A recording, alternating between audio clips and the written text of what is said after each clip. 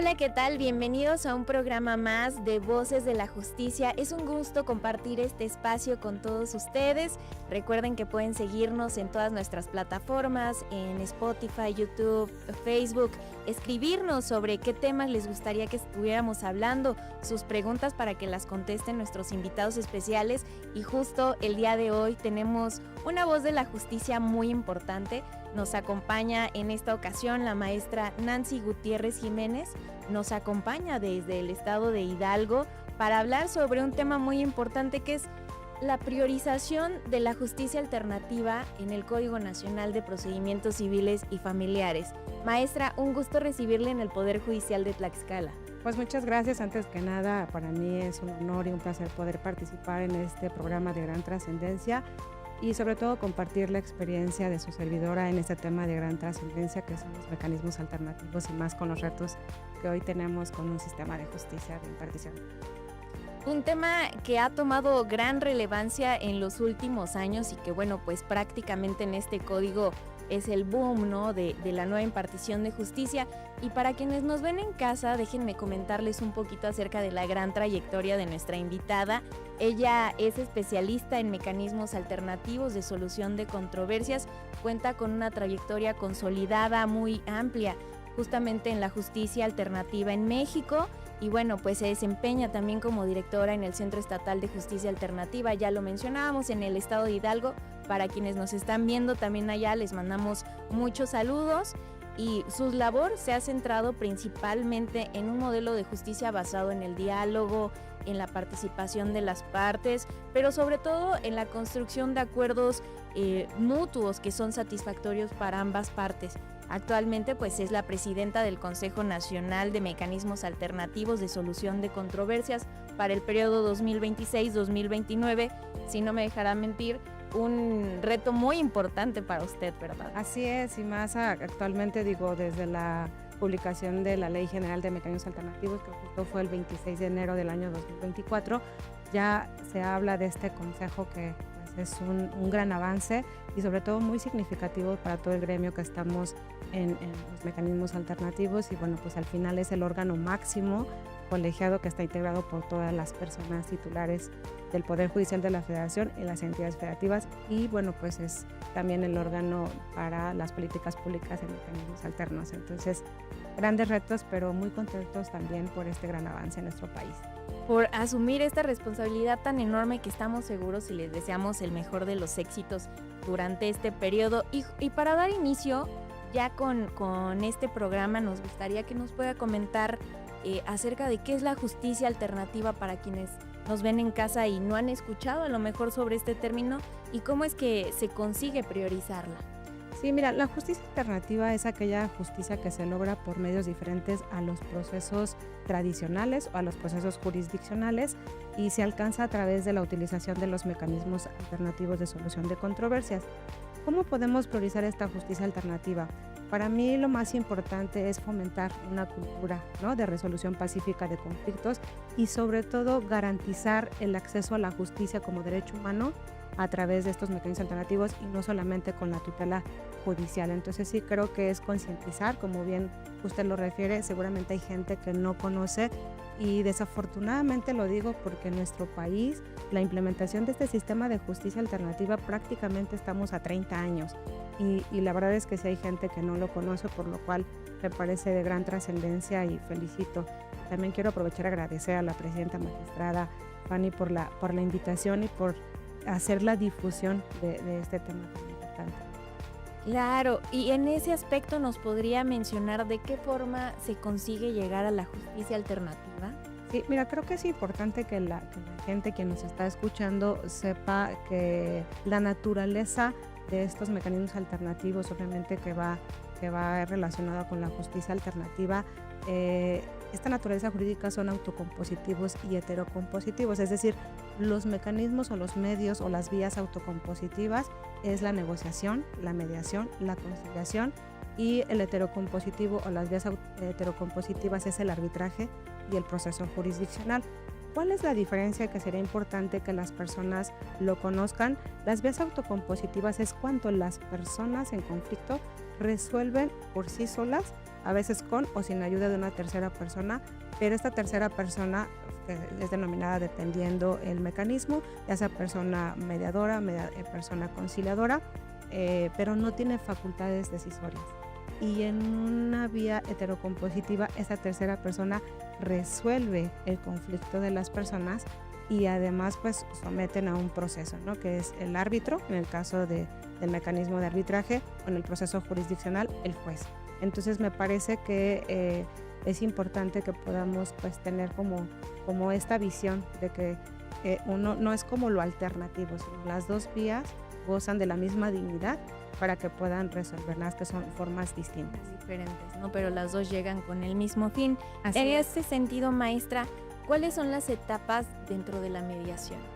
Mira, en las etapas, creo que durante, como lo comenté hace un rato, quienes llevamos ya bastante tiempo en esta área de los mecanismos alternativos, su servidora tiene más de 18 años y fuimos capacitados prácticamente homologando una metodología, ¿no? Y esta metodología es de 5 etapas, es decir, que es introducción, narración, la generación de necesidades e intereses y también la generación de opciones, así como el cierre, que puede concluirse con acuerdo o no acuerdo. Me gustaría también comentar como que cuál es la diferencia de estos mecanismos alternativos para poder hablar un poquito de estas etapas. En la mediación, las personas, como lo había comentado, resuelven su conflicto. Solamente esta tercera persona, que es la persona mediadora, coadyuva, facilita la comunicación para que ellos lleguen a un acuerdo. A diferencia de la conciliación, el conciliador sí propone alternativas. Pero es importante que sepan que no porque la persona conciliadora está proponiendo alternativas es lo que las partes así lo van a resolver. Muchas veces dentro de las sesiones de mediación o de conciliación, la misma persona facilitadora, como que es un término y una denominación genérica, que también lo prevé la Ley General de Mecanismos Alternativos, se percata que hay ocasiones que necesitan quizás que la misma persona facilitadora les pueda poner otros escenarios o les dé algunas propuestas para que ellos pues también tengan este horizonte de posibilidades y puedan resolverlo de una mejor manera. Entonces es como la diferencia. El mediador solamente facilita la comunicación y el conciliador, además de facilitar la comunicación, propone alternativas. En la negociación son las partes, no necesitan una tercera persona para que resuelvan su conflicto. Ahora con la Ley General de Mecanismos Alternativos hay una nueva figura que es la negociación colaborativa. Entonces aquí, a diferencia de una negociación por sí sola, donde las partes solamente resuelven, aquí ya es a través de un abogado colaborativo, pero está certificado como persona facilitadora y pues coadyuva con su cliente. Cada uno tiene la persona abogada colaborativa para que ellos puedan negociar. Y en el caso del arbitraje, como ya lo había comentado, es a través de un árbitro, hay todo un procedimiento y bueno, puede ser institucional, ad hoc y tiene otras características, pero bueno, aquí sí ya la tercera persona es quien resuelve. Como que estas son las diferencias que existen en estos mecanismos alternativos y ya en estas etapas obviamente es la base. Creo que es bien importante porque la persona mediadora va llevando a las personas para que ellas puedan tomar el control de su situación. Muchas veces cuando llegan a la primera sesión de mediación, pues llegan enojadas, no se quieren escuchar, pero creo que lo más importante que me gustaría destacar en este momento, que cuando las partes deciden someterse a algún procedimiento de mecanismos alternativos, autocompositivos, sin que ellos estén conscientes, muchas veces ya llegaron a su primer acuerdo, es decir, a escucharse. A ver, ya es un paso. Ya es un paso para no irnos a un proceso jurisdiccional, sí, que sabemos que es muy desgastante, pero voy a escuchar por qué me estás invitando para este procedimiento. Entonces, en estas etapas, pues los vayan de la primera etapa es la introducción, que es muy importante porque la persona facilitadora, lo voy a decir genérico por cualquier mecanismo, es como que un momento donde se presenta, le refiere que es la persona asignada si está en un centro público y si es en un centro privado, pues bueno, también se presenta, les habla de todas las ventajas, los beneficios, los principios, porque hay principios que rigen obviamente estos procedimientos y también les habla que si ellos llegan o les comunica algún acuerdo, pues este convenio tiene efectos de cosa juzgada y esto les va permitiendo que ellos puedan tener pues un ambiente diferente. La verdad es que sí es Es totalmente la experiencia, por así referirlo, de resolver un conflicto a través de estos mecanismos alternativos, que más adelante vamos a hablar un poquito más de las características, de las técnicas, de las herramientas, a irse a un proceso jurisdiccional que el ambiente es totalmente diferente. Y creo que Tenso, ¿no? exacto, y en estas etapas una de las responsabilidades que tiene la persona facilitada es crear esa atmósfera de confianza donde las personas pues se sientan a gusto, Se sienten seguras, ¿no? Incluso. que se sientan seguras y que no exista tanto desgaste, ¿no? Que muchas veces hay en los procesos jurisdiccionales. Y luego viene la etapa de la narración, que esa es una etapa totalmente crucial y muy significativa porque ya es el momento donde las partes empiezan a expresar, empiezan a narrar todo lo que es pues su conflicto, y entonces empieza ya ahí a tenerse este diálogo y el mediador se vuelve un orquestador, ¿no? de ese relato de cada una de las partes, y así sucesivamente se van a las etapas que te comenté hasta que ya se concluye, y no necesariamente se concluye a veces por convenio, pero si se concluye con un convenio pues ya se redacta y entonces sería como el cierre de estas etapas. Y en este sentido, ¿nos podría comentar prácticamente cómo se desarrolla una sesión de mediación? Es decir, ¿quién la lleva a cabo? ¿Cómo se inicia? ¿Quiénes participan? ¿Cuántas personas? ¿Hasta qué tiempo se puede prolongar pues una sesión de mediación? Perdón, una mediación. Sí, mira, para que una persona que ahorita que nos están escuchando y les interesa y se encuentran en un conflicto y quieren solicitar el servicio de mecanismos alternativos, lo pueden hacer a través de un centro público de cualquier entidad federativa o del Poder Judicial de la Federación, y pueden hacer esta solicitud ya sea verbal, escrita o en línea. Son las 3 maneras de solicitar el servicio que también se prevé ya en la Ley General. Y bueno, pues ahí se les asigna, una vez que ya la persona solicita el servicio, pasa a una área donde esta persona tiene varias denominaciones, tiene que ver si es susceptible de someterse a algún procedimiento de mecanismos alternativos. Aquí pueden pasar 2 escenarios, una que sí sea susceptible, y si es susceptible de que se pueda resolver su conflicto, entonces ya inicia, ¿no? Se abre el expediente, y lo único que necesitan para abrir expediente, y esto es en todos lados, no habría por qué existir más requisitos, y también son los requisitos que prevé la Ley General, y que además las leyes locales tienen que armonizarlas con la Ley General, es el nombre completo de la persona a quien va a invitar o persona, dependiendo si es una o ambas o más personas, el domicilio a donde se les va a mandar la invitación. También es importante que puedan dejar algún número telefónico, algún correo, porque muchas veces lo ideal es entregar la invitación, ¿no? De manera personal para poder hacer esta labor de convencimiento, porque uno de los principios que rige estos mecanismos alternativos es la voluntad. Es decir, no se puede obligar a las personas a que tengan que resolverse a través de los mecanismos alternativos. Sin embargo, creo que es uno de los principios también muy relevantes y significativos, porque cuando hay voluntad, entonces se resuelve, pero la raíz de ese conflicto, la gente queda satisfecha, se compromete.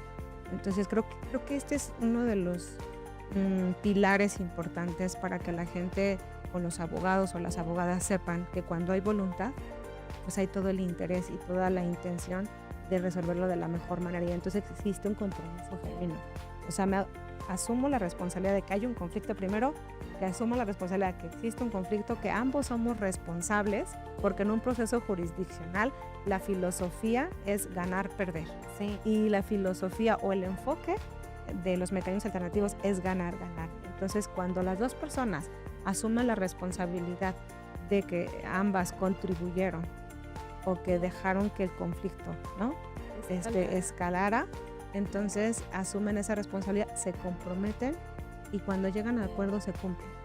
Y las estadísticas yo lo hablo con toda libertad, y pueden pedir a través de transparencia en el Centro Público de Mecanismos Alternativos de Hidalgo, y seguramente aquí en Tlaxcala, porque estamos en constante comunicación con todas las personas titulares para homologar. Ese fue el espíritu de la Ley General, de poder dar un servicio de calidad, pero la mayoría de los asuntos que se resuelven por convenio se cumplen, salvo por alguna circunstancia se llegan a incumplir, pero todavía existe la posibilidad de remediar ese asunto. Entonces hay muchas como posibilidades para que, si no se cumple por cualquier circunstancia ajena a ellos, es muy poco el porcentaje, yo diría mínimo, que se incumple por irresponsabilidad de una de las partes. Pero como el procedimiento, como ya hablamos un poquito de todos estos beneficios, entonces ya una vez que las personas acuden, que es susceptible de mediar, se entrega la invitación. La ley general refiere que tenemos 5 días. Una vez que se solicita y es susceptible de someterse a algún procedimiento, se tiene que entregar la convocatoria, así dice la ley general. En algunos estados se llama invitación, otros notificación. Se entrega, tenemos 5 días. Y una vez que se entrega la invitación por los medios que comenté, que puede ser por WhatsApp, por algún medio electrónico, ya en esos 2 documentos, en la solicitud de trámite y en la invitación o en la convocatoria, viene el día y la hora de la sesión de mediación. Entonces ya se presentan a esta sesión conjunta y ahí quien los atiende es la persona facilitadora. Ella es la encargada de aplicar estos mecanismos. Ahora, ¿cuántas personas pueden participar para resolver un conflicto en estas sesiones? Mira, pueden participar todas las personas que son parte del conflicto. Pueden pasar varias situaciones. Cuando llega la persona a solicitar, quizás menciona solamente a una persona y se abre el expediente con esa persona y se lleva a la primera sesión de mediación o conciliación, pero en ese momento quizás salen otras personas que sí son parte de ese conflicto. Entonces se pueden invitar a las personas que son parte del conflicto. No pueden participar en estos procedimientos personas que no son parte del conflicto. Entonces no hay un límite, al contrario, creo que es importante que todas aquellas que sean parte pues puedan participar, y prácticamente en asuntos familiares, en asuntos ya de familias, ¿no? que necesita la participación de todos los hermanos o hermanas, alguna situación del cuidado del papá, de la mamá, o ponerse de acuerdo en cuanto el tema del sucesorio, pues sí se requiere que estén todas las personas que son parte. En los asuntos vecinales, muchas veces los comunitarios, en algunos asuntos de deuda, pues no, prácticamente es la persona, los dos involucrados, en arrendamiento lo mismo. Entonces, dependiendo de la naturaleza del conflicto de cualquier materia, pueden participar, no hay un límite. ¿Y hay, maestra, un límite de sesiones de mediación? No, la verdad es que no lo hay, pueden ser las sesiones necesarias. Mira, antes de que se publicara la ley general, en el caso, por ejemplo, de Hidalgo, no teníamos como un término para que se concluyera el expediente. Actualmente con la ley general sí, la ley general de mecanismos alternativos refiere que se debe de resolver el conflicto en 3 meses. No indica las sesiones, no importa las sesiones, en 3 meses. Sin embargo, también hay un artículo que refiere que si las personas por alguna razón en esos 3 meses siguen dialogando, no han resuelto su conflicto y requieren de más tiempo, sí pueden solicitar la ampliación de esos 3 meses hasta 6 meses. Sin embargo, por la experiencia, creo que no perjudicó el que se pusiera ese término. La verdad es que en estadística, en números, un asunto familiar se concluye muchas veces en 3 meses, 2 meses, puede ser hasta 6 meses cuando ya se complica un poquito por las circunstancias, pero asuntos civiles, mercantiles, a veces se resuelven en una sola sesión, en 2 sesiones. Creo que son una de las características cruciales e importantes de mencionar. Nos gustaría, maestra, con todo esto que nos está comentando respecto a los problemas que pueden resolverse, de qué forma, ya de una manera más específica, nos gustaría conocer qué importancia tiene la comunicación como esta herramienta para transitar de una postura adversarial a una colaborativa.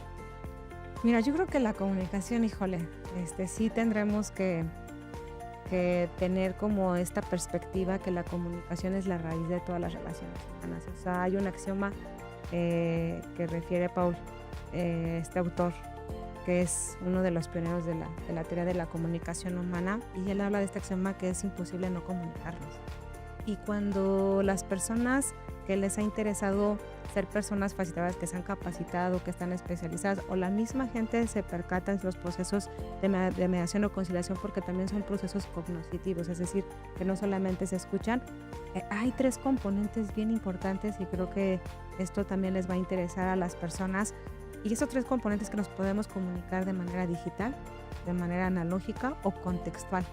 Y la digital es también conocida como la verbal. La analógica es no verbal, y la contextual pues es importante todo el contexto, las creencias, ¿no? las tradiciones, los usos y costumbres, conocerlos, pues también es una forma de comunicar.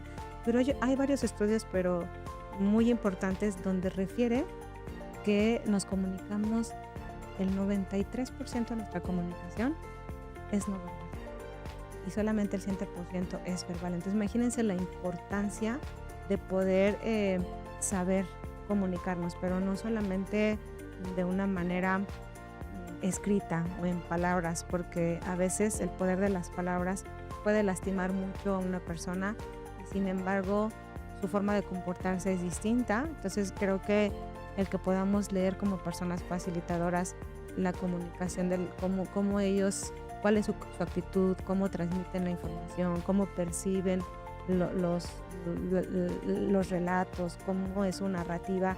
Entonces creo que la comunicación es la base y para poder hacer como como usted dice, de lo colaborativo a lo adversarial, pues es prácticamente primero tener una comunicación con uno mismo, conocernos a nosotros, poder tener esta contención, gestionar nuestras emociones para posteriormente yo vincularme con los demás desde una comunicación amorosa que yo puedo tener, y esa va a ser la comunicación de respeto, de legitimar a la otra persona. Pero si yo no tengo una comunicación conmigo misma, difícilmente me voy a comunicar de manera colaborativa, armónica o genuina con la otra persona.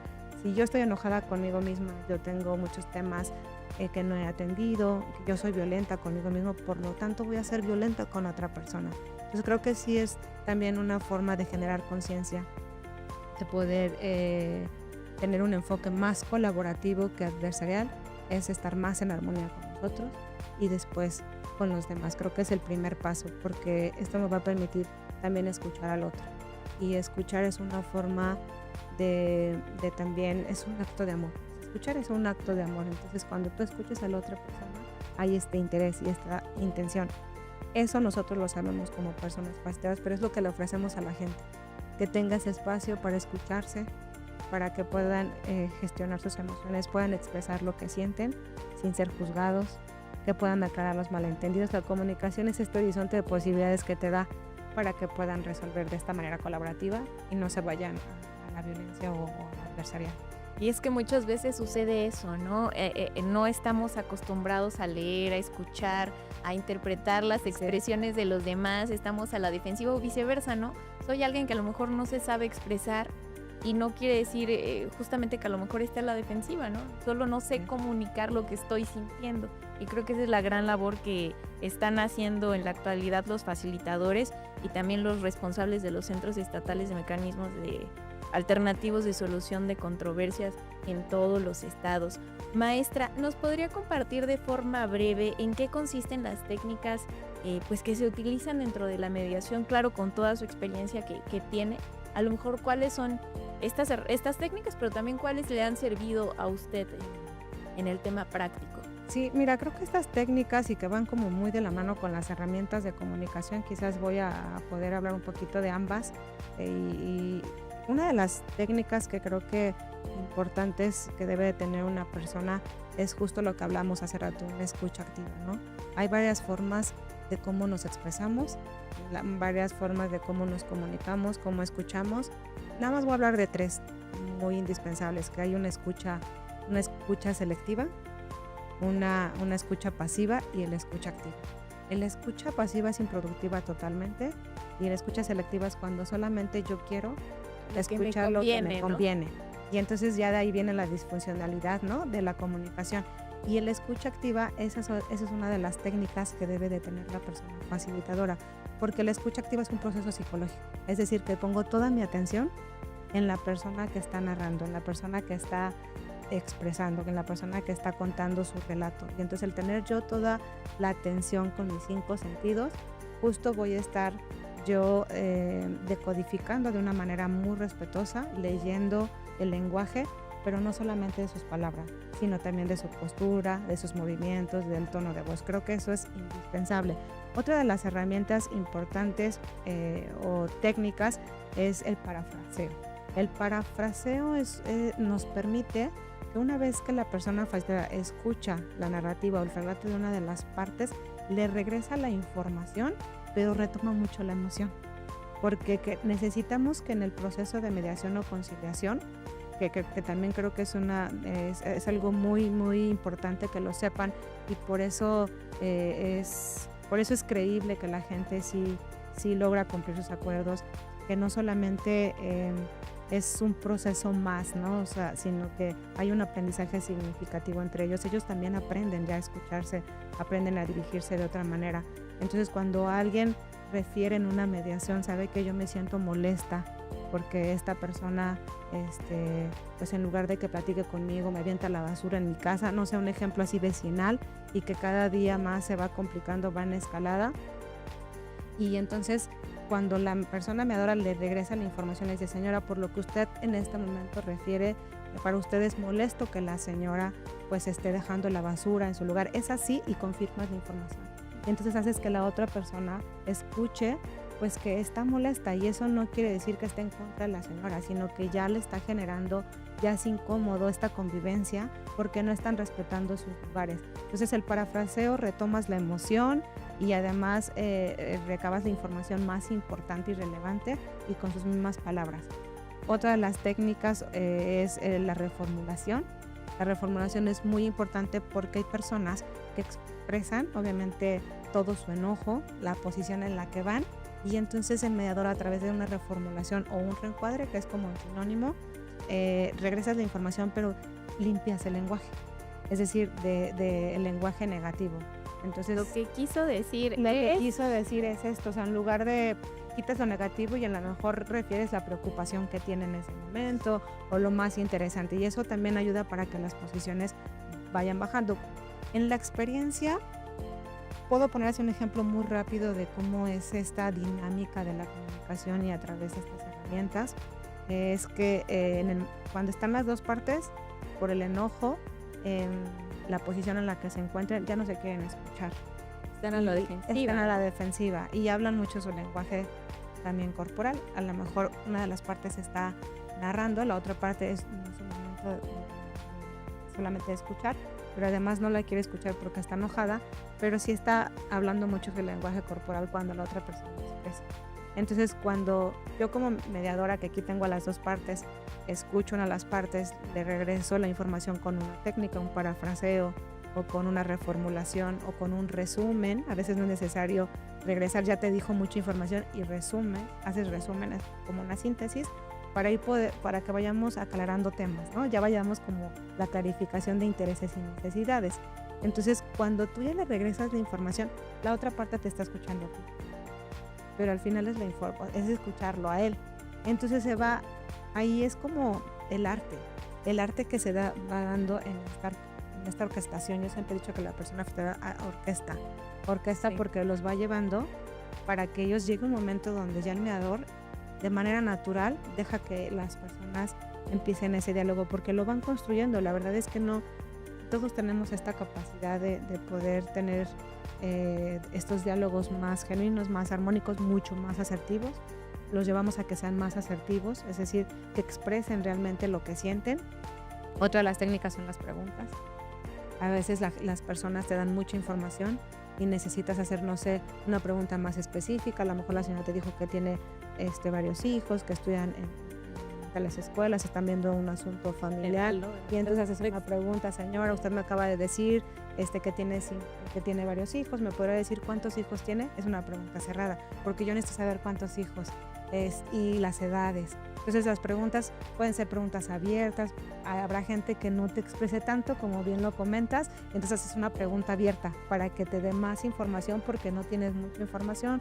Puede ser una pregunta reflexiva, porque quizás es importante, por lo que tú te percatas como persona facilitadora, que ellos reflexionen. Entonces, como la persona, una de las técnicas es mantenerse totalmente imparcial, neutral, ¿no? Y tú no puedes decirle a la persona: a ver señor, usted tiene que entender, o no entiende no, tú tienes que, a través de las herramientas de estas técnicas, llevarlos a que ellos lleguen no solamente a escucharse, sino a comprenderse. Ya escucharon, para quienes nos están viendo en este programa, pues cuáles son estas técnicas y estas herramientas tan importantes que deben tener los mediadores.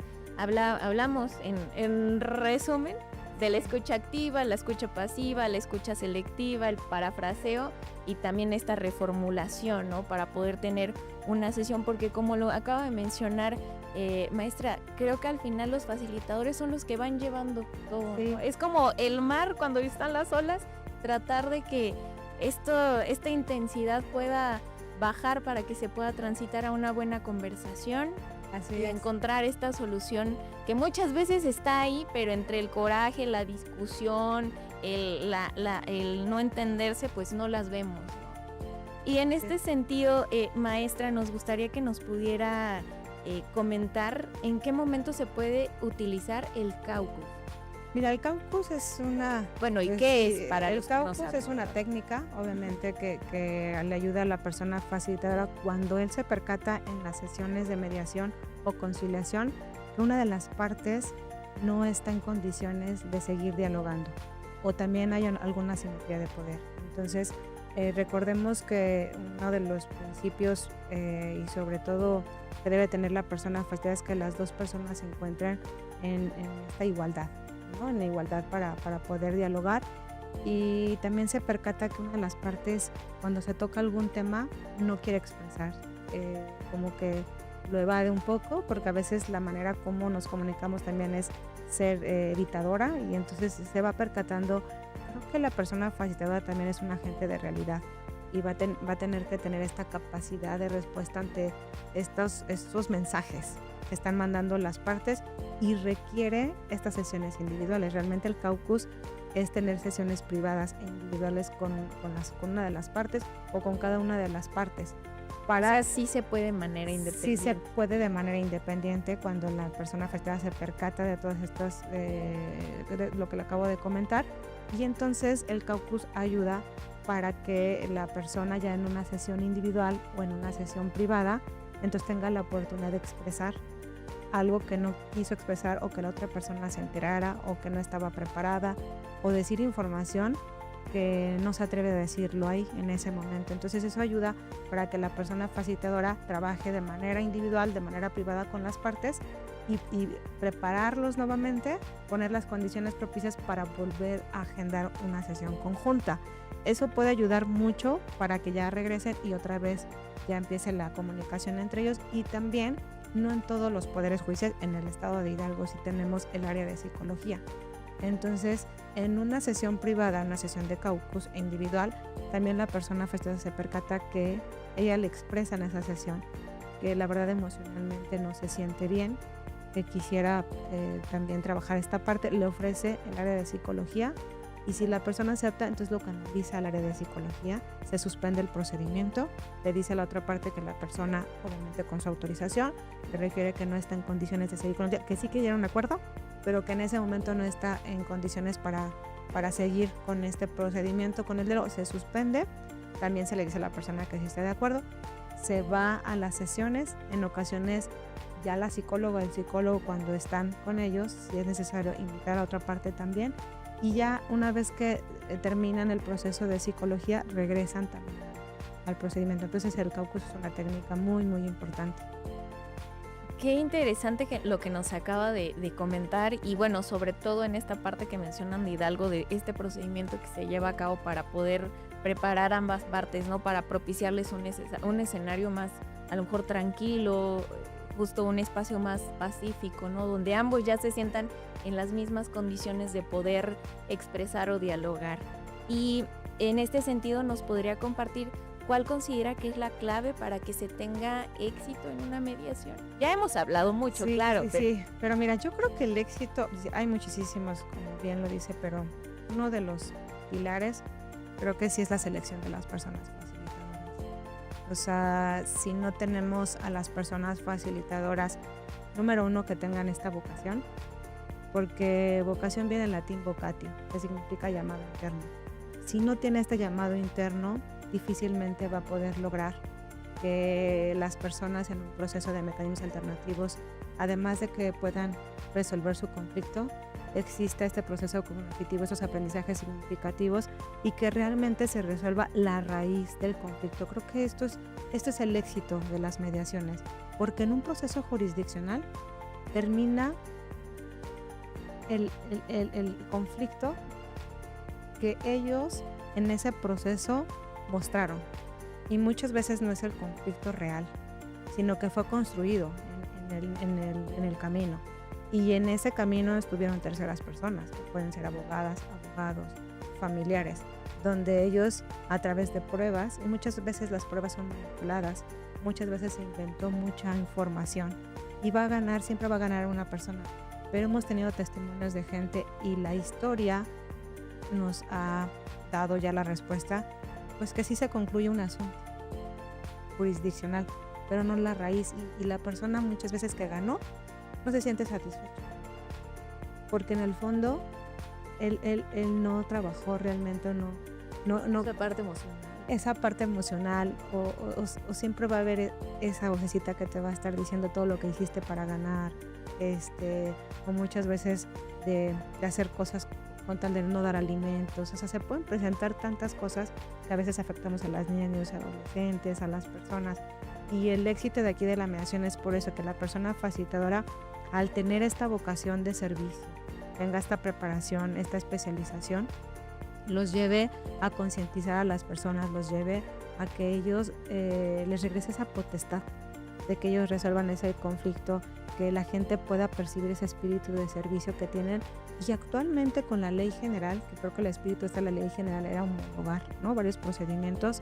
El año pasado, a través del Consejo Nacional, se aprobó la matriz del perfil de la persona facilitadora. Y entonces es importante que todos los centros públicos de toda la República y del Poder Judicial de la Federación y también de los centros públicos, privados, realmente existe un proceso de selección donde se pueda seleccionar, capacitar, evaluar y certificar a las personas que van a generar un compromiso para que esto funcione.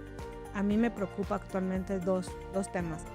Ya a lo largo de casi 30 años, actualmente hay gente que, bueno, pues como ya esto es más conocido, ya tenemos tesis donde ponen un mismo plano constitucional, tenemos el artículo 17 de nuestra Constitución Política de Estados Unidos Mexicanos, donde, bueno, pues ya ponen un mismo plano constitucional, ¿no?, como acceso a la justicia y derecho humano a las personas, tanto la tutela judicial como los mecanismos alternativos. O sea, ya no es como para descargar trabajo a los juzgados como algo alternativo, no, es una vía que tiene la misma dignidad y está en el mismo plano y que funciona. Entonces, pero esto funciona, y el éxito que tú decías es porque las personas facilitadoras asumen la responsabilidad, son gente muy especializada que además tienen el perfil, y en este perfil estamos hablando de personas que sean tolerantes, personas que sean empáticas, personas que tengan la capacidad al cambio.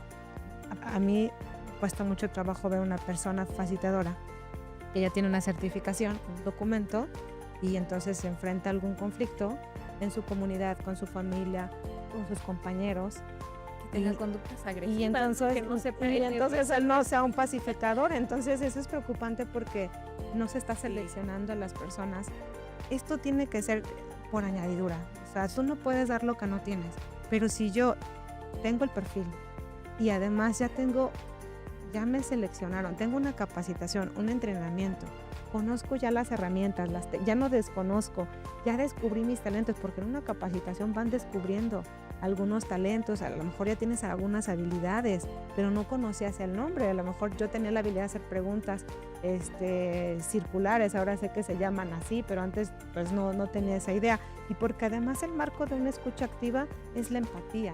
Entonces, sí son los grandes retos, y el otro éxito también pudiera ser, además del recurso humano, que son las personas facilitadoras, que para mí es crucial, son los recursos materiales. Necesitamos poner las condiciones propicias para que las personas se sientan en un ambiente de confianza, y las características que necesita una persona facilitadora no se requiere de tanta inversión, pero sí de mucho detalle que nos genera un ambiente más armónico. Por ejemplo, una sala, que es una herramienta de la persona facilitadora para un éxito de una mediación, es una mesa redonda, y que esto permite que el diálogo esté en esta sintonía, que esté en esta resonancia significativa entre las personas, y tenemos que sean espacios amplios, con colores neutros, todo significa, todo comunica. Entonces tenemos las plantas. Para nosotros una planta pues no es de adorno, como en las oficinas, sino es un ser vivo que nos comparte su energía. Y entonces todos estos elementos o recursos ayudan para que la persona facilitadora ponga estas condiciones para que la gente en 1 hora, 2 horas, a veces 3 horas, estén dialogando. Lo que no sé si te ha pasado o les ha pasado, quienes nos escuchan que va a una institución pública, híjole, desde que llega se siente un ambiente tenso, súper tenso, y además la persona que me recibe, servidora pública, o sea, no amable, ¿no? Sino ya a la defensiva, y entonces eso también no genera desconfianza, enojo, y no permite. Entonces sí creo que el éxito primero es tener los recursos humanos, materiales, pero de manera complementaria. ¿Por qué? Porque puedes tener un muy bonito edificio, un muy bonito centro público, y las personas no tengan el perfil, y los perfiles tienen que ser desde la persona que recibe a la gente, no solamente la persona facilitadora, sino la persona que recibe a la gente, porque es el primer filtro. Y entonces en Hidalgo lo que hacemos es que certificamos o capacitamos a todas las personas que forman parte de un centro público para que también se genere pues este ambiente. Entonces creo que ese es el éxito, y sobre todo también la capacitación constante, la especialización, y sobre todo que puedan existir procesos o mecanismos o sistemas de evaluación que la gente pueda evaluar. En Hidalgo todos los días nos evalúa la gente que participa en un procedimiento de mediación, donde podemos darnos cuenta si la gente, cómo se enteró del procedimiento, si la persona facilitadora fue totalmente imparcial, si llegaron a un acuerdo, si recomendarían el proceso. Entonces creo que también ese es el éxito, que la persona facilitadora también se motive, que también podamos también a ellos legitimarlos, darles también esos espacios, porque pues todos los días también están escuchando. O sea, ser persona facilitada no es cualquier cosa, pero creo que eso por ahí podemos empezar del éxito. Prácticamente es todo el sistema un poco similar a una política pública, porque llevas desde la implementación a la evaluación, la retroalimentación, que es lo que están haciendo ustedes con esta evaluación que tienen nuestro reconocimiento, maestra. Y acabo de hablar de algo importantísimo, ¿no? Los espacios tienen que ser adecuados, pero lo más importante es la persona que va a facilitar este diálogo, esta resolución de conflicto. Y en alguna ocasión tuvimos un invitado que nos hablaba también sobre eso en alguna capacitación, y mencionaba, ¿ustedes quiénes creen que sean los perfiles más aptos para ser un facilitador, no? Y en esa sesión preguntaba, ¿cuántos no abogados hay aquí, por ejemplo, no? Levantaron la mano 2 personas y dijeron, no, pues somos psicólogos, pero estamos interesados en el tema de la mediación, por ejemplo, ¿no? Y él decía, pues déjenme decirles que muchas veces los psicólogos, los sociólogos, son quienes cuentan ya con estas herramientas que tiene que desarrollar un mediador. Dice, ¿por qué? A lo mejor no conocen de leyes, pero han desarrollado habilidades muy importantes de un facilitador. Dice, porque él decía, ¿no? Yo soy abogado, dice, yo como abogado por la misma trayectoria académica me he acostumbrado a un perfil más cerrado, así lo dice la ley y así se hace, ¿no? Y en realidad pues un mediador tiene que tener más capacidad. Dice, a veces es más fácil que un psicólogo pueda transitar y estudiar el tema de la normatividad para ser un buen mediador, ¿no? Pero bueno, ya lo dijimos, quienes estén interesados, de hecho aquí en el Poder Judicial se está llevando a cabo pues este curso, ¿no? Para mediadores, y es importantísimo que cada uno pues incluso se evalúe a sí mismo de, tengo estas habilidades, las puedo desarrollar, tengo el interés, de verdad quiero aprender, quiero dedicarme a ser mediador, porque es importantísimo. Cuando dicen que el que dirige no dirige bien, pues ahí está el problema, ¿no? Entonces, esa importancia de capacitarse, de aprender, de seguir pues analizando todas las técnicas, ¿no? Y practicarlas, que es lo más importante. Así es. Maestra, nos gustaría que desde su experiencia nos pudiera comentar cómo es que se garantiza la imparcialidad y la confidencialidad en los procesos de mediación y conciliación, que es algo en lo que yo creo que los ciudadanos que acuden o los justiciables pues, a veces requieren esta seguridad, ¿no? Sí, yo creo que también ya que hablamos un poquito del perfil, es importante la ética de la persona facilitadora, porque muchas veces pueden pasar varios aspectos para no garantizar estos principios, sobre todo el de imparcialidad o el de voluntariedad o el de confidencialidad. O sea, hay personas que la gente por alguna razón manifiesta que no quiere continuar y la persona mediadora sí trae como el tema de que lleguen a un convenio, de que no se vaya, de que empiece como esta desesperación, los obligue a firmar, los obligue a que participen. Creo que eso no es lo correcto, porque seguramente la gente no va a quedar satisfecha y sobre todo no va a haber un cumplimiento de ese convenio. Entonces sí creo que es la ética de la honestidad, y hay asuntos también que quizás la persona facilitadora conoce alguna de las partes, y entonces si lo conoce va a ser muy difícil que él pueda garantizar la imparcialidad o pueda garantizar todos los principios porque se incline con una de las partes. Para que él pueda garantizar tendrá que ser honesto y referir que no puede llevar ese asunto en virtud del vínculo que tiene con esa persona. Otro para garantizar es pues el trabajo interno que debemos de tener, cómo tenemos que aquietar nuestra mente en el momento que estamos escuchando cada una de las partes, porque mi atención debe ser totalmente, mi responsabilidad es creerle a la persona, ¿no? Y trabajar con las herramientas pues para que ellos dialoguen. Pero yo no puedo, por ejemplo, te estoy escuchando y de repente yo internamente estoy diciendo, no, yo no lo creo. Está mintiendo, está exagerando. Eso no te va a permitir que seas imparcial, que no tengas favoritismos. Otro puede ser que a lo mejor el asunto se asocie con un asunto tuyo y entonces sea una distracción para ti, y también no garantices la aplicación de principios. No sé, a lo mejor te tocó un asunto familiar donde es muy parecido a lo que estás viviendo, y entonces escuchas a la persona y entonces piensas que estás escuchando a tu esposo, a tus hijos, y eso te puede bloquear. Entonces sí creo que es importante la ética de la persona facilitadora y la honestidad y los valores que rigen, y pues nuevamente seguimos como el tema de la parte para trabajar internamente. Y ahora, ¿cuáles son estos beneficios que ya hemos hablado pues a lo largo de este programa, pero a lo mejor de manera un poco más detallada? ¿Qué beneficios tiene la justicia alternativa en el sistema de impartición de justicia en materia civil y familiar, ¿no? Bueno, sobre todo con todos los casos también que se presentan de diferentes, donde se involucran a niños, por ejemplo, niñas, niños, adolescentes. Sí, mira, son muchos los beneficios. Uno de los beneficios me parece importantes es el tiempo y los costos, ¿no? O sea, en un proceso jurisdiccional, en un asunto civil, familiar o mercantil, te puedes llevar años, y la gente a veces no continúa por el desgaste, tanto emocional como económico.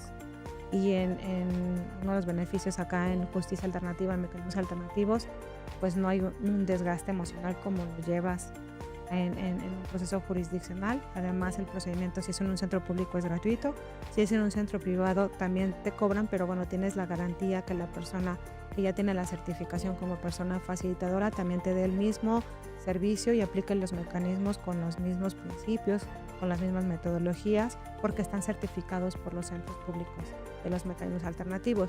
Otro de los beneficios es que pues también las personas pueden ser escuchadas, que no solamente la solución de ese conflicto, que puede ser a través de un convenio, es que ellos construyeron ese convenio, o la resolución de una jueza o un juez, donde pues va a ganar la persona que haya, ¿no?, tenido todas las pruebas para que la persona juzgadora pues tenga todos los elementos y las personas no queden satisfechas. Entonces, actualmente, con todos los cambios y con el Código Nacional de Procedimientos Civiles y Familiares, pues afortunadamente se contempla que las personas, no solamente antes de iniciar un proceso jurisdiccional, sino una vez que ya iniciaron el proceso jurisdiccional, tengan la oportunidad de poder solucionar el conflicto, y la persona juzgada o la autoridad judicial les dé la posibilidad de que sí lo puedan solucionar y se pueda suspender la audiencia, se pueda darle la oportunidad a las personas que puedan solucionarlo a través de esto. Y voy a poner dos ejemplos quizás para ver también la diferencia. Los asuntos extrajudiciales es antes de iniciar un proceso jurisdiccional, y los asuntos intrajudiciales es que ya inició un proceso jurisdiccional y bueno, pues todavía lo pueden resolver. Uno de los beneficios también es que si se resuelve ya una vez en el proceso jurisdiccional, le ingresan el convenio o lo examina la autoridad judicial, en este caso es la persona juzgadora, y si no es contrario a derecho, lo aprueba y lo eleva a cosa juzgada. Entonces esos son los beneficios impresionantes que puede tener. Y ahora con los nuevos retos que vamos a hablar un poquito, la justicia restaurativa en materia familiar, que también ya lo mencioné el código. Pues ya hablamos mucho acerca de los beneficios, maestra. Agradecemos mucho el que nos esté compartiendo toda esta información y toda esta experiencia. Y ahorita en el programa me di cuenta de algo y que creo que sí debe ser una característica que debe tener un facilitador, porque usted te estaba hablando y yo estaba sentando así, ¿no? Pero qué importante es que incluso el mediador pues controle la expresión corporal de su cuerpo, ¿no? O sea, de no estar pensando, ya me quiero ir, ¿no? Sí tiene la razón y uno estar así con la cabeza, porque la otra persona puede interpretar el mediador le está dando la razón a mi otra parte, ¿no? Y optar por una conducta defensiva, ¿no? Cuando a lo mejor, pues, el mediador tiene que estar centrado en escuchar, ¿no? Por ejemplo. Pero nos gustaría que nos compartiera cuál es la importancia de informar a las partes sobre la posibilidad de poder acudir a estos centros de justicia alternativa y qué se busca con ello. Ya mencionamos un poquito, pero... Sí, yo creo que actualmente sí es muy importante hacer estas campañas, ¿no? Estas campañas, estas políticas públicas de manera transversal y no solamente ver o tener como solamente el conocimiento de la aplicación de estos mecanismos alternativos en procuración e impartición de justicia, sino ir más allá. Creo que la ley general también trae un mensaje tridimensional. En algunos estados también desde hace muchos años atrás han ofrecido la aplicación de estos mecanismos en el ámbito social, en el ámbito privado y también en lo público.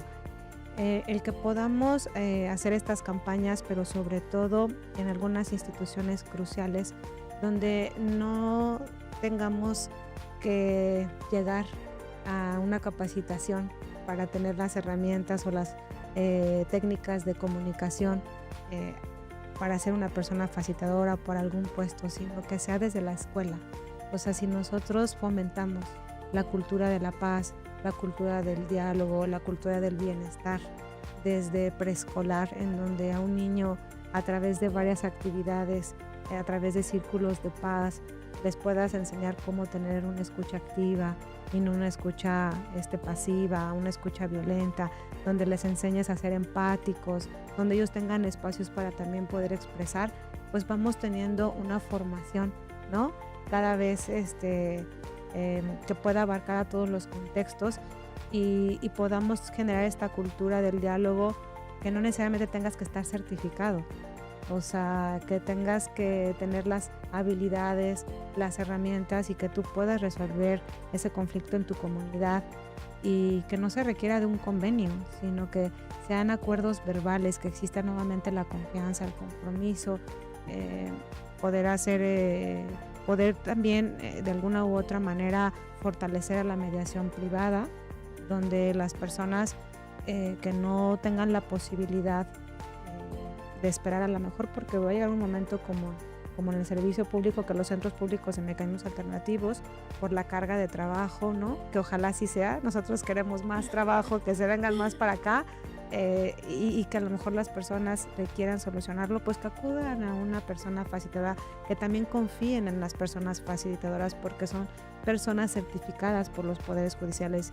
Si los poderes judiciales están siendo responsables en respetar los procesos homologados, la matriz de las personas facilitadoras, el plan de evaluación, pues estamos también teniendo personas que puedan responder no solamente en lo público, sino en lo privado, y tener esta visión tridimensional y pues también aprovechar en este momento justo lo que usted comentó al Poder Judicial, a la magistrada presidenta Fanny de ahorita, que está en el proceso de certificación. Desde que platiqué y me invitaron, pues me percaté que afortunadamente sí es un proceso que está en concordancia con los lineamientos que expidió obviamente el Consejo Nacional y que están armonizados con la ley general. Entonces creo que es una responsabilidad que Tlaxcala, que el Poder Judicial está teniendo y que va a tener generaciones de estas personas facilitadoras privadas, y poder tener esta sinergia entre lo público, lo privado y lo social, y sobre todo tener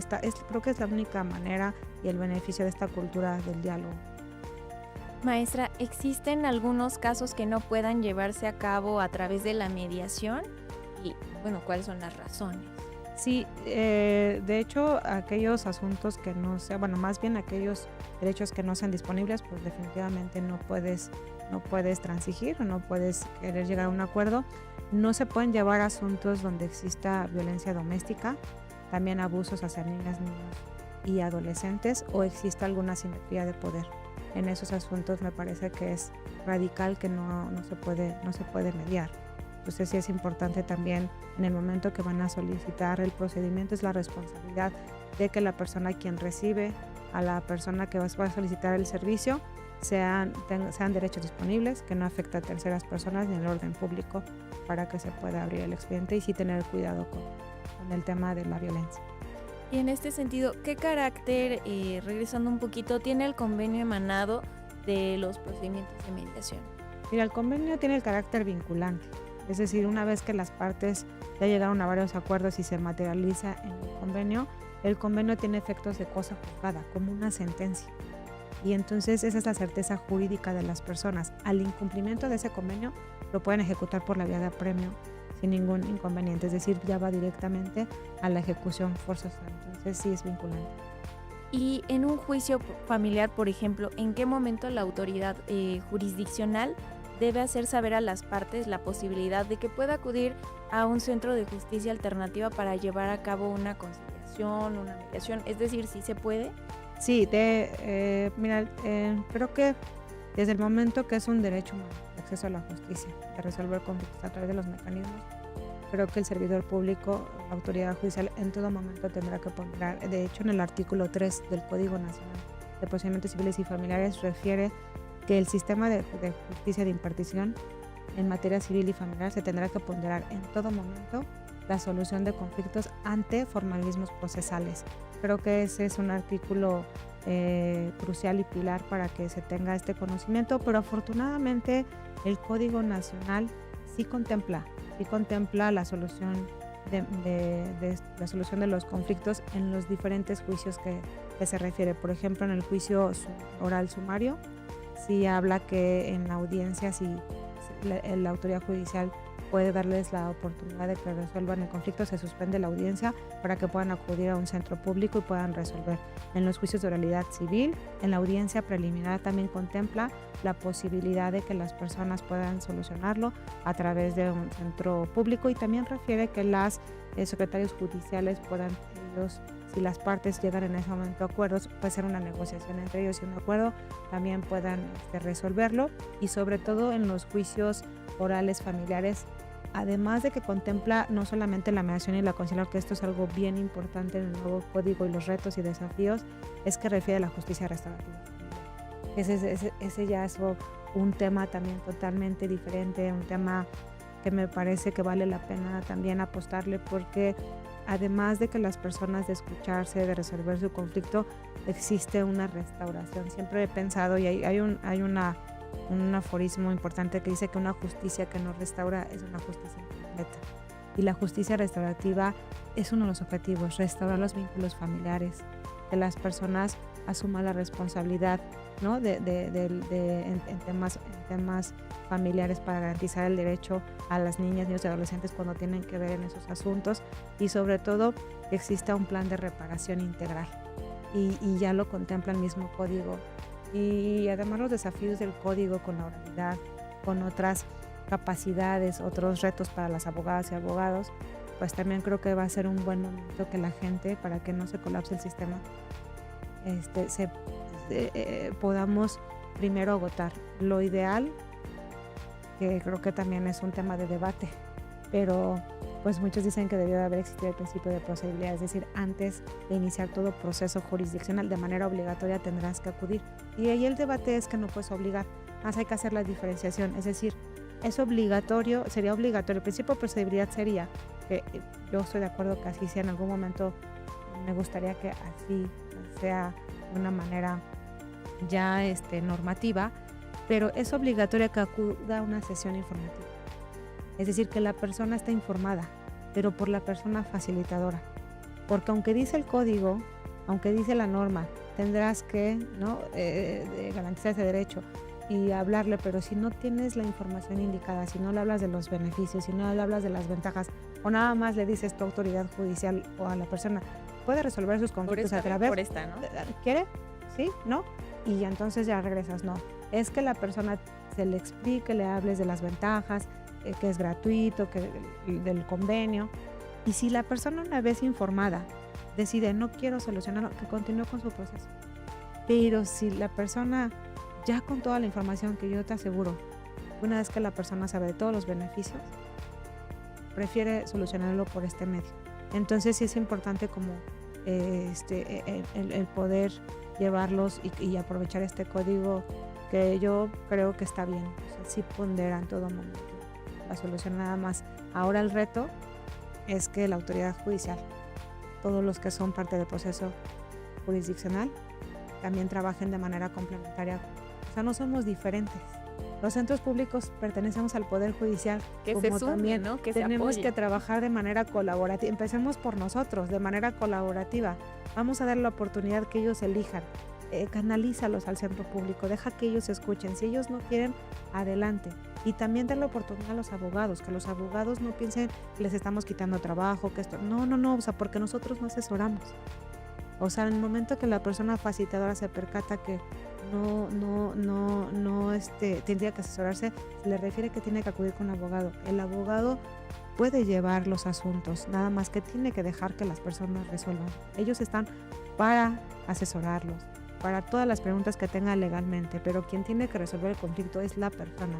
También hay oportunidad para que los abogados lleven a sus clientes a que resuelvan. Ellos pueden cobrar al llevarlos porque les está dando una alternativa distinta, pero una vez que llegan al procedimiento es gratuito, pero también también los abogados tienen que colaborar con nosotros. Bueno, tú ya llevaste a tu cliente, ahora deja que lo resuelva, por eso le estás ofreciendo esa oportunidad, y respetar también el tema de lo flexible del procedimiento, que no se ocupe tampoco el procedimiento de mecanismos alternativos para otras cuestiones. Creo que sí debe haber una corresponsabilidad de todos para que esto siga funcionando bien. Y ahora, ¿qué pasa con las declaraciones, con las propuestas, las aceptaciones de las partes hechas en un juicio familiar en el caso de que se pueda llegar a un convenio? Pues mira, como lo había comentado hace un rato, prácticamente el procedimiento de mecanismos alternativos, cuando ya se encuentran sesiones, todo es confidencial. El expediente es de mero trámite, viene que se lleva a cabo una sesión de mediación, pero ahí lo más importante son los documentos que se requieren para cuando llegan a algún convenio, no sé, algún acuerdo familiar, ¿no? Que ya un acuerdo de alimentos, de convivencia. Entonces tienen que presentar el acta de nacimiento, el acta de matrimonio, tienen que presentar si hay bienes o si va a ser un divorcio, pues tienen que presentar la escritura si se va a hablar de los bienes, y una vez que llegan a este convenio, pues ya si está en un proceso jurisdiccional, ahorita con el nuevo código, es la misma ruta de salida. Se le presenta al juez, el juez examina que está pegado a derecho, si está pegado a derecho se aprueba, y entonces se termina el juicio, porque lo eleva a cosa juzgada. Eso es en el caso ya de ahí, en el juicio intrajudicial, tienen esa misma certeza jurídica, y al incumplimiento lo ejecutan. Y también el mismo Código Nacional habla de cuáles son estas rutas de salida o cuáles son los procesos para la ejecución de estos convenios en el incumplimiento. Y por ejemplo, en los casos de los extrajudiciales, cuando llegan a convenio, actualmente con la ley general, una vez que se registran en el sistema de convenios, adquiere el efecto de cosa juzgada. Esta pregunta que sigue me gusta muchísimo porque pues está con nosotros, ya lo había presentado la presidenta del Consejo Nacional de Mecanismos Alternativos de Solución de Controversias, y es una pregunta que nos han hecho en algunos otros programas y que hoy tenemos la oportunidad de que usted nos la responda, y es: ¿qué retos se enfrenta la implementación de la justicia alternativa, sobre todo en comunidades con poco acceso o poca cultura jurídica? Sí, yo creo que los retos son muy significativos. Volvemos a repetir lo que hace rato platicamos, pero es una realidad. O sea, la gente desconoce. O sea, desconoce realmente cuáles son los beneficios y no se acerca la justicia a las comunidades. Creo que uno de los retos es poder acercar a las comunidades y pueblos indígenas. La verdad es que nuestro país, y tendré que decirlo muy orgullosamente, pero también motivando a todos los poderes judiciales que se le tenga que apostar a certificar a personas facilitadoras para que puedan llevar asuntos en mediación indígena. Porque mira, la verdad es que se valora mucho la forma como ellos resuelven de manera ancestral, tienen una sabiduría ancestral impresionante, tienen sus normas, tienen un sistema normativo de cómo lo resuelven, pero hay algunos asuntos que tendrán que iniciar un proceso jurisdiccional. Entonces es importante que el Poder Judicial les diga a las personas, a las comunidades o pueblos indígenas, mira, antes de iniciar un proceso jurisdiccional, mejor agota la mediación indígena. En todo el país, el único Poder Judicial que garantiza el acceso a la justicia como derecho humano a las personas, comunidades y pueblos indígenas es el Estado de Hidalgo. El Estado de Hidalgo actualmente es un precedente a nivel nacional e internacional por ofrecer la mediación indígena. El éxito de la mediación indígena, y lo comento sobre todo porque tenemos un modelo, siempre andamos buscando modelos de otros países, pero tenemos mucho talento en nuestro país. Creo que uno de los retos que tengo como presidenta del Consejo es visibilizar lo que tenemos en todos los poderes judiciales. Creo que todos los poderes judiciales, todos los centros públicos, hay personas privadas que tienen muy buenas prácticas, pero no son visibles. Necesitamos hacerlos visibles. El Poder Judicial inicia de Hidalgo desde su primera implementación con mediación indígena y no la conocían. Lo conocieron hasta que ya World Justice Project, una organización que volteó a ver a Hidalgo y que la verdad trabajamos prácticamente con ellos 2 años y participamos en un concurso mundial y que fue reconocido en channels que se llevó a cabo en Países Bajos, en La Haya, se presentó y fue reconocido porque efectivamente, y el éxito de la mediación indígena es que las personas facilitadoras son de la comunidad, hablan la lengua y conocen los usos y costumbres. Entonces usted refería a algo bien importante y decía, se les tiene que poner un intérprete, ese es un derecho que tienen. Y aquí en mediación no necesitamos intérpretes, no necesitamos traductores, ellos mismos hablan la lengua y si la persona indígena no habla el español, se llevan las mediaciones en la lengua. Entonces ese es el reto, necesitamos formar a personas facilitadoras para que puedan llevar asuntos en las comunidades pueblos indígenas, que trabajen con ellos también. Que ellos que son ellos mismos quienes resuelven sus conflictos, ¿verdad? Porque aparte las comunidades no tan fácil te dan oportunidad, pero cuando saben que ellos son de la comunidad, que además pueden resolverlo, y siempre lo platico, hay un mediador indígena que se llama Héctor, y un panel que nunca se me olvida, dijo, yo soy bendecido porque además de que me pagan como servidor público, ayudo a mis hermanos de la comunidad. Y fíjate que hay allá en Hidalgo unos requisitos para ser persona mediadora indígena, no se requiere tener la licenciatura. Y actualmente el 80% ya lo tiene, porque se dio cuenta que era importante tener como herramienta, y entonces se van preparando. Entonces es el reto de acercarlo y también de informar a las escuelas. Creo que tenemos que también desinformar, porque también ya hay mucha información en donde no es real, ¿no? También hay muy malas prácticas que se están haciendo con estos mecanismos alternativos, que también eso está generando, pues en la gente esto no funciona. Entonces creo que los retos es hacer campañas de difusión, sensibilizar a la gente, y como lo están haciendo ustedes a través de foros, de conferencias, de estos programas, creo que son los retos. Y aquí, bueno, qué importante para empezar, muchas felicidades al Estado de Hidalgo, al Poder Judicial de Hidalgo, a usted por impulsar pues estas prácticas sobre la mediación indígena. Creo que es importantísimo porque no hay nadie que entienda más a su comunidad que quien es parte de ella, ¿no? Así que nuestro reconocimiento, ojalá podamos replicar en otros estados pues esta vía no alternativa, sino esta forma de brindar un acceso a la justicia desde la comunidad. Y en este sentido, pues también me permito hacer un corte comercial, porque aquí en el Poder Judicial de Tlaxcala contamos con las unidades de Ceja Móvil, ahorita las unidades de CEMASC. Estamos recorriendo varios municipios del estado. Usualmente priorizamos justamente los municipios que se encuentran más alejados, ¿no? Coapiaxtla, Tlaxcuatlan, Gatepec, para brindar esta vía para que puedan resolver sus conflictos. Y la verdad es que nos ha resultado muy bien porque la gente se acerca a preguntar, ¿no? Y justo con estos facilitadores, ¿de qué forma puedo resolver nuestros conflictos? nosotros vamos como de primera instancia con los presidentes municipales, nos acercamos con ellos, con los de comunidad, les explicamos en qué consiste, van ciudadanas, ciudadanos, y me ha tocado, porque en algunos de estos eventos he estado presente, que la misma gente que va pasando dice, oiga, ¿y aquí qué se puede atender?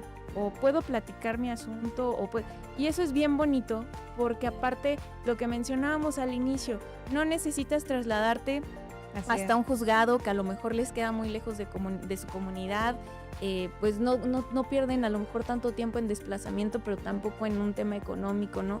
Les ofrecen otra gama de posibilidades para poder resolver sus conflictos.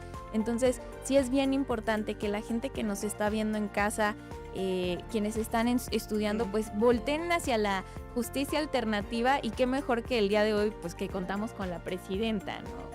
Nuestro reconocimiento nuevamente para el estado de Hidalgo. Y ya para ir cerrando este programa, nos gustaría que nos pudiera comentar cómo es que se protegen a las partes más vulnerables durante pues estos conflictos, estas sesiones que se desarrollan, por ejemplo, los menores de edad, personas en situación de violencia, dentro de estos procesos de mediación. Sí, yo creo que es primero como la responsabilidad que tenemos como servidores públicos es garantizar y respetar los derechos humanos. Yo creo que eso siempre tendrá que ser prioridad en la aplicación de los mecanismos alternativos y siempre hacer los ajustes razonables, ¿no? Dependiendo el grupo vulnerable de las personas que se encuentran en diferente situación, y esto nos lleva a seguir preparándonos no solamente en la especialización de la solución pacífica de conflictos, sino también tener un gran horizonte vocacional y también de responsabilidad como servidores públicos, de tener una perspectiva de género cuando se encuentren mujeres, una perspectiva intercultural cuando estamos hablando de las comunidades y pueblos indígenas, y también el tema bien importante de garantizar el respeto del principio del interés del menor, de las niñas, niños y adolescentes. Entonces creo que eso sí es una gran responsabilidad de todo servidor público que tenemos, y más en los mecanismos alternativos, que podamos en el momento que nos percatemos que se requiere de tener estos ajustes razonables, pues garantizarlo para que también las personas tengan la posibilidad, como cualquier ciudadano, ¿no? Y también preocuparnos de invertir, o sea, que las políticas públicas también se invierta en todas las condiciones propicias que se requiere para poder garantizar. En este sentido, ya para ir cerrando el programa, maestra Nancy, nos gustaría que nos pudiera compartir desde su perspectiva como presidenta, pero también desde su gran trayectoria como mediadora, ¿cuáles son los principales retos que tienen los MASC con la Ley General de Mecanismos Alternativos de Solución de Controversias y con la creación justamente del Consejo Nacional de los MASC? Sí, yo creo que uno de los retos actualmente es armonizar la normativa, ¿no? Con la Ley General y también con el Código Nacional, y con otras leyes que bueno, pues en el mismo artículo 17 de nuestra Constitución Federal refiere que todas las leyes preverán mecanismos alternativos de solución de controversias. Entonces es importante la armonización normativa que se tiene que realizar, y también esta parte de la difusión. Creo que estos retos es poder platicar acercarnos también con todas las instituciones, no solamente de los poderes o fiscalías actualmente que puedan ofrecer, sino también en los municipios, por ejemplo, hacer estas políticas públicas, certificar a las personas, que el municipio también pueda ofrecer la mediación. Bueno, y también felicitar ahorita a Tlaxcala, que justo lo que usted comentaba en alguna reunión que tuvimos, quien es su titular del Centro Público de Tlaxcala, que es Miguel, nos platicaba de esta justicia itinerante que tiene, de acercar la justicia, y creo que eso es uno de los retos de todos los poderes judiciales, como ahorita lo que usted comentaba de Tlaxcala, es acercar, llevar la justicia ahí a las comunidades, a la vecindad, para que la gente vea al servidor público ahí, que no necesariamente tenga que ir a un centro, y continuar trabajando con estas políticas públicas, poder garantizar este servicio con la selección de personas. Ese es un reto muy grande, muy grande, de la responsabilidad de las convocatorias, de los procesos para certificar, que se pueda cumplir con los lineamientos de capacitación, de certificación, respetar el perfil de la persona facilitadora y seguir con esta difusión y hacer también foros con los jueces, juezas, magistrados, ahorita con los grandes retos que tenemos con la reforma judicial, pues que ellos conozcan también de qué se trata, que también se dé oportunidad que ellos se capaciten en mecanismos alternativos y que podamos tener esta sinergia, también nosotros aprender de ellos y ellos de nosotros y poder ofrecer pues pues lo que la gente ya exige, ¿no? Que sea una justicia más humana, más cercana, una justicia más restaurativa, más flexible. Entonces sí, creo que los retos son para ahora los que somos parte de este Consejo Nacional, porque como te decía, el Consejo Nacional, que orgullosamente y muy agradecida con todas las personas consejeras que integran este consejo de haberme dado su voto de confianza, y pues siempre lo he dicho, creo que tengo que empezar conmigo, ser genuina y más allá de ser una presidenta de solamente hablar un protocolo, no, sino en acciones, en escuchar y ser genuina en lo que digo y en lo que hago y dar oportunidad que a través del consejo pues también de manera que generemos una conciencia colectiva, que trabajemos personas facilitadoras privadas, los que están en la parte social y en el público juntos y seguir cuidando esto, que esto no se vaya como que la gente desconfíe de esto, si no estamos haciendo, creo que es una responsabilidad muy grande. Pues muchísimas gracias, maestra Nancy, agradecemos el que nos haya acompañado en este programa, en un súper programa, porque estoy segura que mucha gente que nos vio pues ya tiene más claro acerca de qué es esta justicia alternativa, en qué consiste, cómo puede acudir prácticamente el paso a paso y pues que es una nueva forma de resolver conflictos, porque todos en algún momento atravesamos, ¿no? Por un tema mercantil, por un tema civil, por un tema familiar, deseando que no, pero si es así, pues ya escucharon acerca de la justicia alternativa. A nombre del Poder Judicial, maestra, un gusto recibirla en Tlaxcala, pero también aquí en esta su casa, deseándole lo mejor pues en esta etapa como presidenta, y a quienes nos ven y nos escuchan, recordarles que pueden seguirnos en nuestras redes sociales, en Facebook, YouTube, Twitter, mandarnos sus preguntas. Deseamos que la maestra ojalá la tengamos nuevamente aquí para hablarnos ya a lo mejor de otro tema más específico, por ejemplo la justicia alternativa con pueblos indígenas, ¿no? Compartirnos de manera más amplia su experiencia. Con ustedes pues este programa Voces de la Justicia, no se lo pierdan y hasta la próxima. Sigue el podcast en nuestras redes y entérate de cada estreno.